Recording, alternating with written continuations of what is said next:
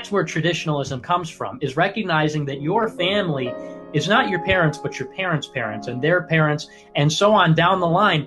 And you see Western civilization not as something that you were born into, like, oh, hey, look at this cool thing. Look, I just found this. But as an inheritance, that people fought for it, people bled for it, people died for it, to create what we have here, which is something really beautiful, something really special, and we have to preserve it. And we have to preserve it for our children.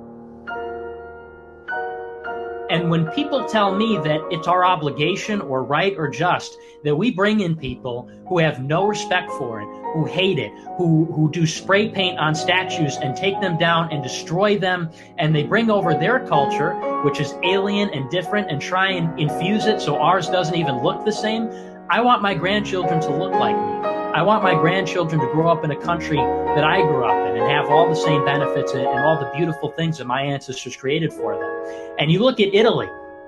You look at Italy today, and I don't think anyone would agree with the trajectory that Italy's on, that in 100 years it will remain Italy. And I see all the countries in the world, particularly in Europe, and only in Europe, really in the world, where our people, our heritage, our culture are being erased. And we never got a say in that. And while we can champion our individual uniqueness, I think you have to understand that we all have our families. All of our families came from somewhere. And that we're just going to wipe them out willy-nilly as though they were trivial and arbitrary constructions, I think is a mistake.